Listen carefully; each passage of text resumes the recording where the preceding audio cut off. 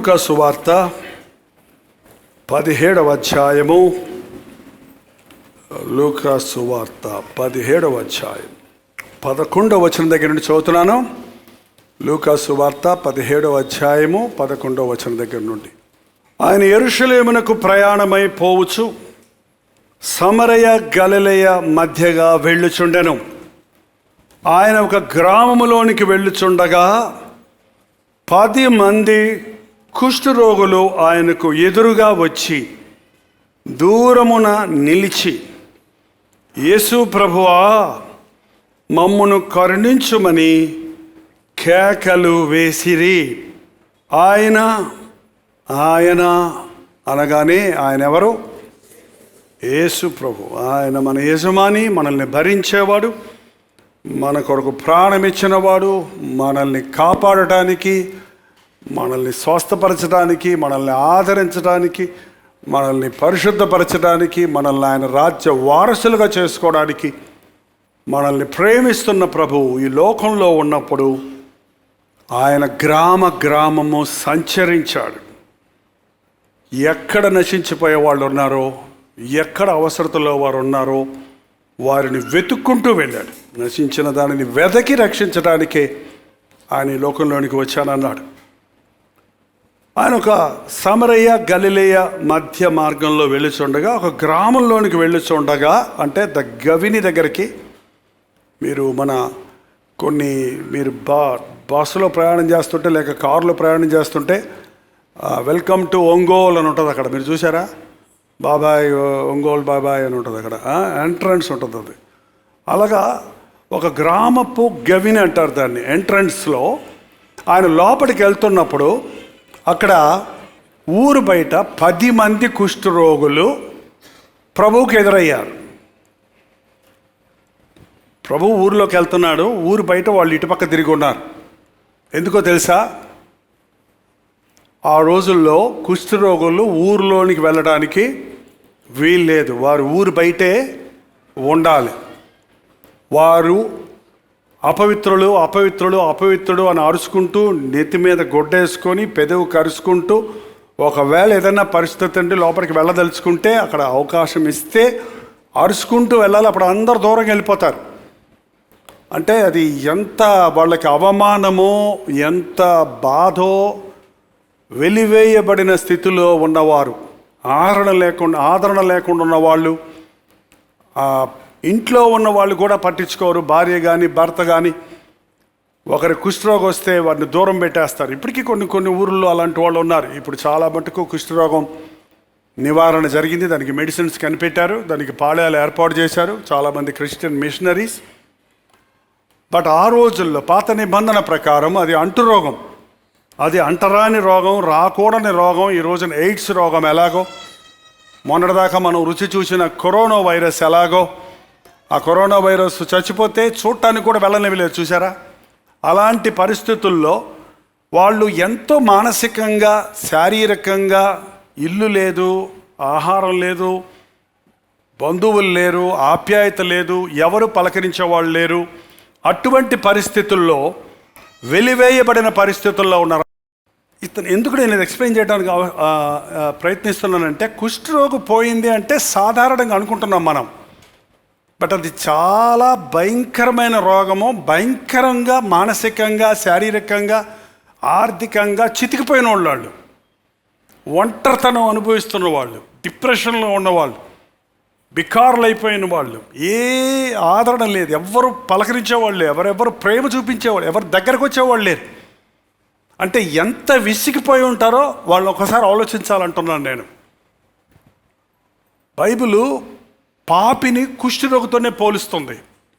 ప్రతి పాపి కూడా బయటికి డాబుగా కనపడ్డ, అట్టహాసాలు చేస్తున్న అంతరాగంలో ఒంటరితనాన్ని అనుభవిస్తుంటాడు.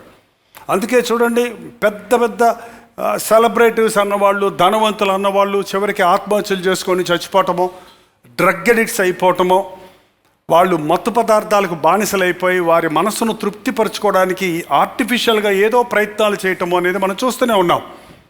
కారణం, యేసుక్రీస్తు లేనివారు ఆదరణ లేనివారే. క్రీస్తును కలిగిన వారు ఎంత ధన్యులో అన్నది నేను మీకు ఎక్స్ప్లెయిన్ చేయక్కర్లేదు. మీరు నిజంగా క్రీస్తుని కలిగి ఉంటే, ప్రభు ఇచ్చిన రక్షణ పొందిన వారు ఎంత ధన్యులో అన్నది మీరు గుర్తిస్తే సరిపోద్ది. కానీ ఈ సమయంలో ఒక్కసారి ఆలోచన చేస్తే, అటువంటి పరిస్థితుల్లో ఉన్న 10 మంది కుష్ఠరోగులు యేసు ప్రభువును చూడగానే ఏం చేశారట?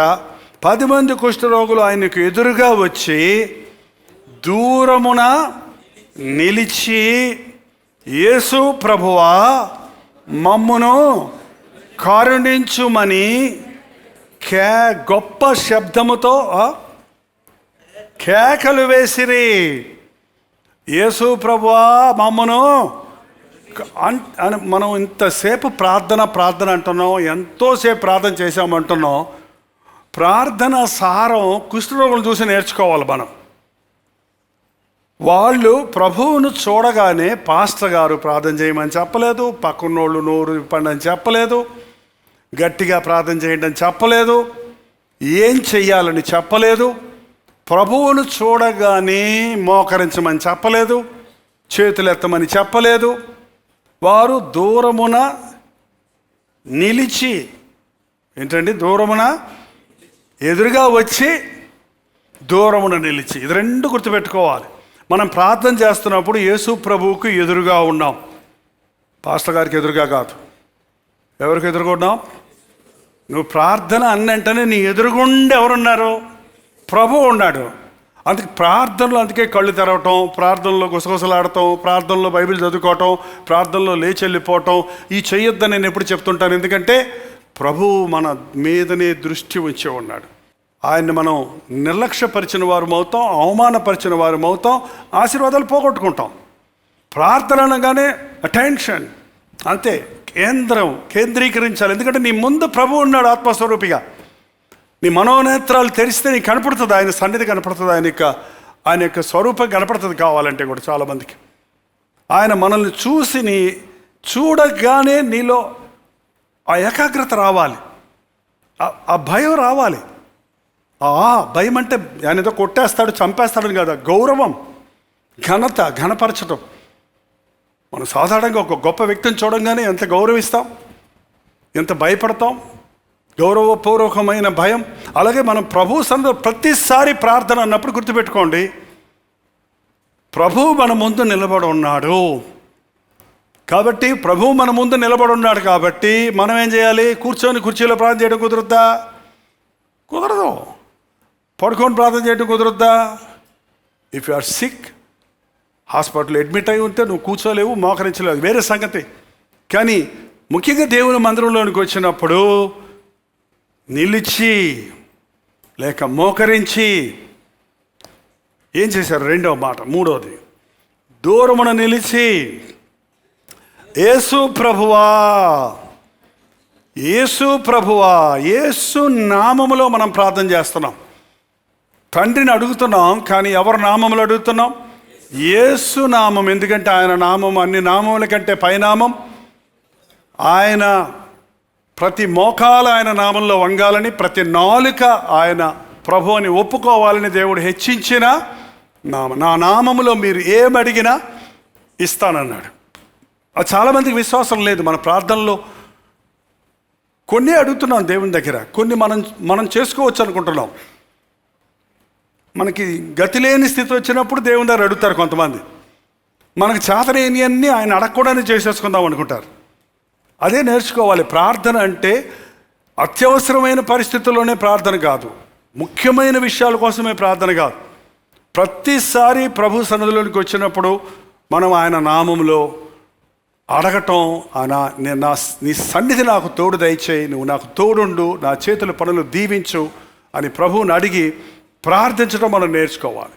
ఓకే, యేసు ప్రభువా అన్నాడు. 3వది, మమ్మును కరుణించుము. ఎందుకంటే ప్రార్థన చేయడానికి మనకి we are not worthy to receive blessings. మనం ఆశీర్వాదాలు తీసుకోవడానికి అర్హులం కాదు, కేవలం దేవుని కృప.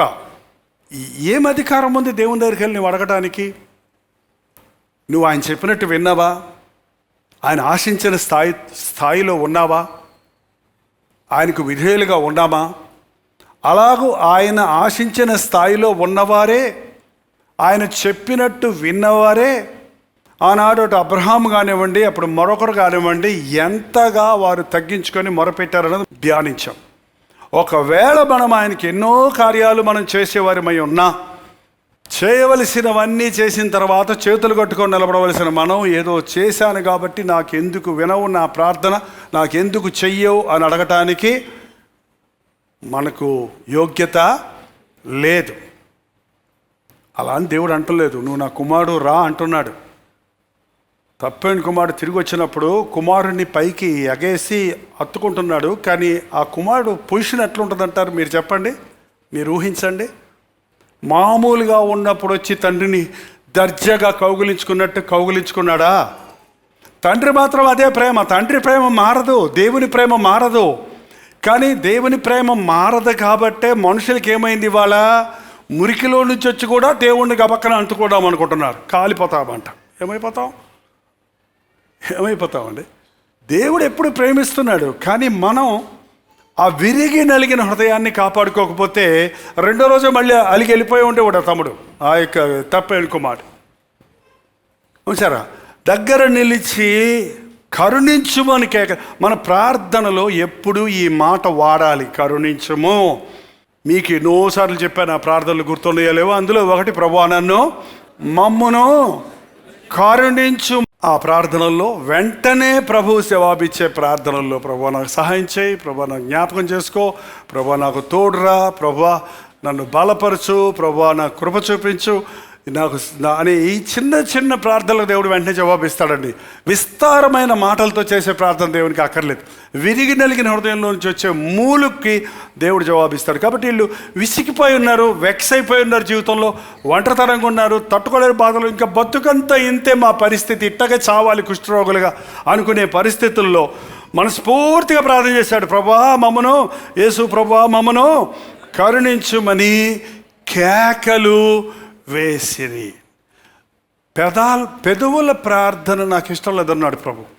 వారు పెదవులతో నన్ను స్తుతించుదురు కానీ వారి హృదయం నాకు దూరంగా ఉంది. కేకేసేవాడు ఎవడో కూడా పెదాలతో కేకేసి చూడండి, వస్తుందేమో. కేక రావాలంటే ఎక్కడ రావాలి? పొట్టలో నుంచి, గుండెల్లో నుంచి బలమంతా పుంజుకుంటే వస్తుంది. అది ప్రభువు చేసే ప్రార్థన. ఏదో పొడి పొడి మాటలతో చిలక పలుకుల్లాగా చేసే ప్రార్థనలు దేవుడికి అంగీకారం కాదండి. గట్టిగా దెబ్బ కొడితే నువ్వు అమ్మా అను అంటే ఎంత అమ్మా అనమన్నా కూడా, ఎన్ని కేకలేసినా కూడా అది యాక్షన్ అవుద్దేమో. కానీ గట్టిగా లంపకాయ కొట్టావు అనుకో, సర్రబంది అనుకో, అమ్మా ఎక్కడి నుంచి వచ్చింది? అది లోపలి నుంచి వస్తుంది. సో దేవుని దగ్గరికి వెళ్ళినప్పుడు మనం చేసే ప్రార్థన ఎక్కడి నుంచి రావాలి? గుండెల్లో నుంచి రావాలి.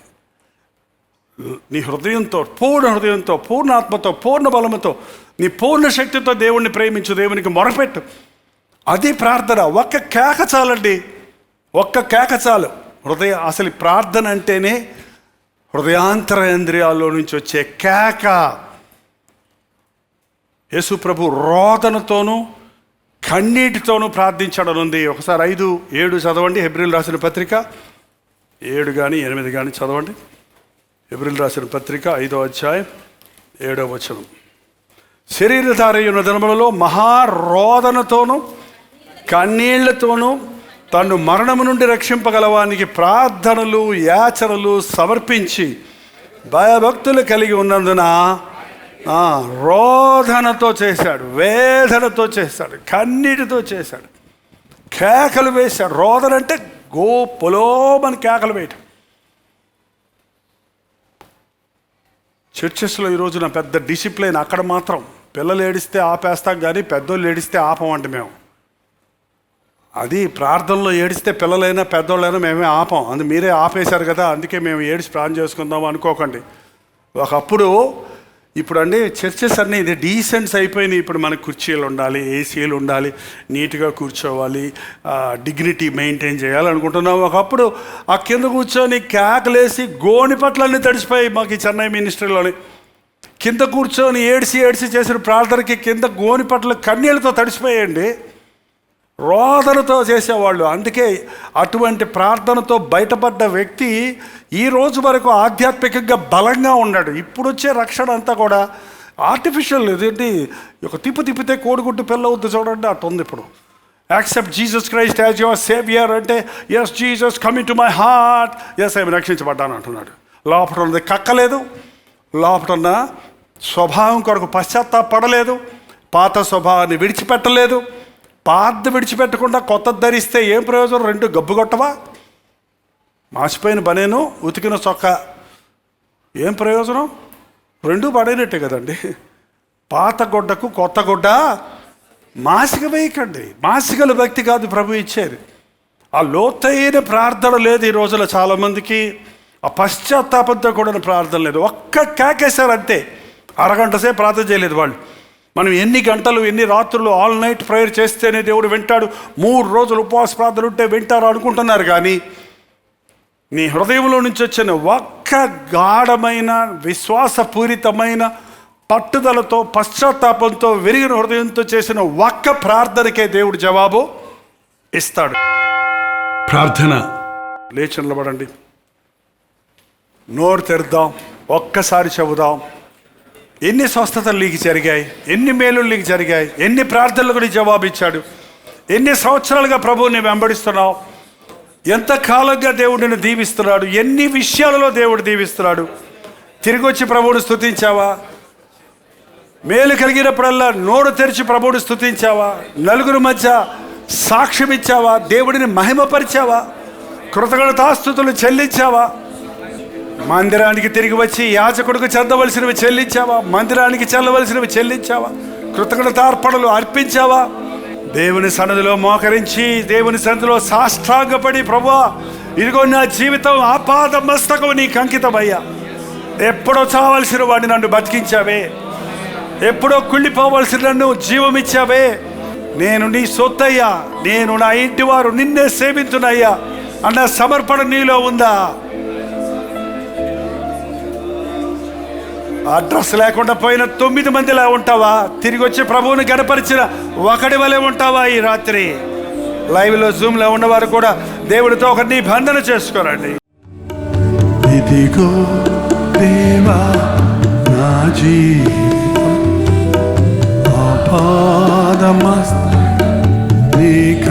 అలాగే 2 చేతుల పైకెత్తు. నీకు అంకితం ప్రభా, నీకే అర్పించుకుంటున్నానయ్యా. నా జీవితం నీ కొరకే, నా కుటుంబం నీ కొరకే, నా సమయం నీదే, నా దేహము నీదే, నా సంతానము నీదే, నా సంపాదన నీదే, నా సమస్తము నీకే అయ్యా. భయంకరమైన పాపపు కుష్టు నుంచి నన్ను విడిపించావే, పాపపు ఊబిలో కూరుకొని ఉన్నప్పుడు నన్ను లేపి నిలబెట్టావే, పనికి రాని వాడిగా ఉన్నప్పుడు ప్రయోజకుడిగా నన్ను చేసుకున్నావే, సిగ్గు అవమానానికి గురైన నన్ను ఘనతకు పాత్రుడిగా చేశావే. కృతజ్ఞత నాకు దయచేయ్యా. తిరిగి వచ్చి నిన్ను స్తుతించేవాడిగా చేయి నాయన. నీ మందిరములో కూడి నీ కొరకు ప్రయాసపడేవాడిగా చేయ్యా. ప్రతి ఒక్కరి జీవితంలో నీవు చేసిన మేలులు తలంచి తమ శేష జీవితాలు నీకు అప్పగించుకోవడానికి సహాయం చేయి. పరిశుద్ధాత్మ కార్యాలు మా హృదయాలలో కొనసాగించుకొనుమని యేసు క్రీస్తు నామములో అడుగుచున్నాము తండ్రి. మన తండ్రి అయిన దేవుని యొక్క ప్రేమయు, కుమారుడైన క్రీస్తు యొక్క కృపయు, ఆదరణకర్త అయిన పరిశుద్ధాత్మ యొక్క సహవాసం కూడి ఉన్న మనందరికీ ఇప్పుడును సదాకాలము తోడై ఉండును గాక. ఆమేన్, ఆమేన్, ఆమేన్.